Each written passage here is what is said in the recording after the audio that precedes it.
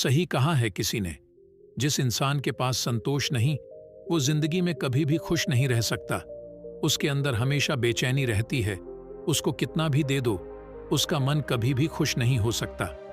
बहुत समय पहले की बात है, गौतम बुद्ध के शिष्य थे। एक बार उनके मन में ख्याल आया कि महात्मा क्यों फालतू की चीजों में परेशान रहते हैं। सब कुछ त्याग दिया तो हमारा कोई घर है ना, कोई खाने की अच्छी चीज है, और ना ही किसी भी तरह की सुख सुख। उसके मन में ख्याल आया कि उसे भी अपना एक घर बनाना चाहिए जिसमें आलीशान कमरे और सुख सुविधाएं हो। वह एक बार वो नगर में भ्रमण के लिए निकला था तो किसी ने उसे गद्दा तोहफे में दे दिया। वह गद्दा काफी आरामदायक था। उसने बोला, ये होता है असली सुख। देखो इस गद्दे पर सोने में कितना सुकून मिलता है।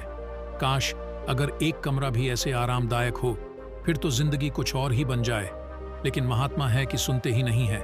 आखिर सब कुछ त्याग करके खुद को कष्ट पहुंचाना, इसी इरादे से अनाज और धन इकट्ठा करने के लिए वह नगरी में निकल गए, जिसके लिए वह गांव की यात्रा शुरू करेंगे।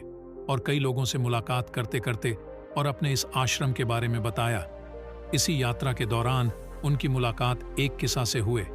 वो किसान बहुत गरीब था, लेकिन फिर भी काफी उदार दिल का था। उसने महात्मा से आग्रह किया कि आप बहुत थक गए हैं, आप आज रात्रि को मेरे घर पर विश्राम करें और भोजन ग्रहण करें तो आपकी बहुत अनुकंपा होगी। महात्मा मान गए। इस नगर में भ्रमण पर निकला हूं कि अगर मुझे कुछ धन मिल जाए तो मेरा काम आसान हो जाएगा। उसके सामने महात्मा की बात सुनी और बोला, आप निश्चिंत रहें, हमारे गांव में बहुत से उदार और धनी लोग हैं जो आपकी मदद जरूर करेंगे। उसने माह का सिर्फ एक ही बंदोबस्त था।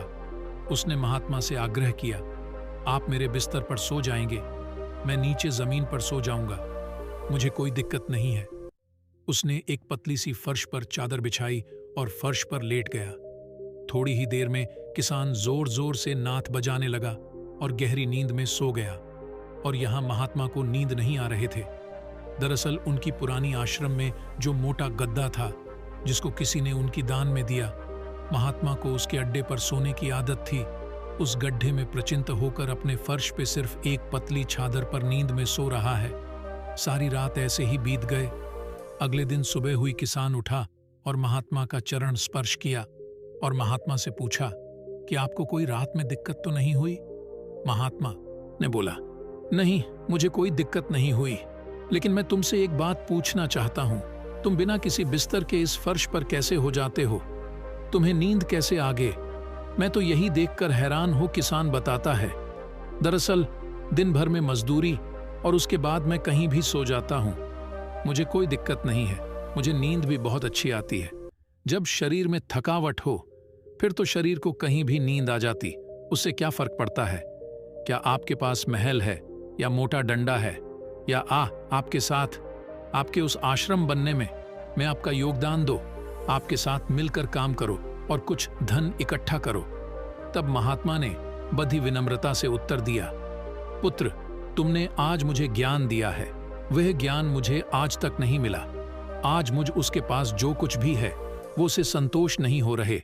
कहते हैं, जिन्हें दूसरों की थाली में की ज्यादा देखता है वह कभी खुद से भर पेट नहीं खा पाते।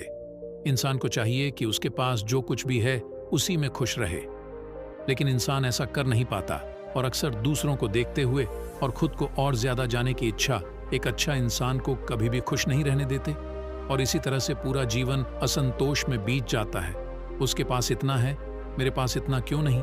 हम हमेशा दूसरों में विचार करें कि हद से ज्यादा इच्छा कितना सही है।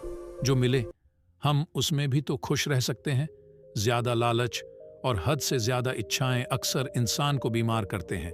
हम उम्मीद से ज्यादा अपेक्षाएं पालते हैं, और जब वो चीज पूरी नहीं की आवश्यकता है। हमेशा याद रखें, संतुष्टि ही जीवन का मूल मंत्र है। अगर इंसान में संतुष्ट है तो कोई भी दुख उसे तो नहीं सकते। जीवन का यही रहस्य है, जो मिले उसमें खुश रहना सीखो। बाकी अगर ये कहानी आपको अच्छी लगी हो तो लाइक और सब्सक्राइब अवश्य करें, और मिलते हैं अगली प्रस्तुति के साथ। तब तक के लिए नमस्कार।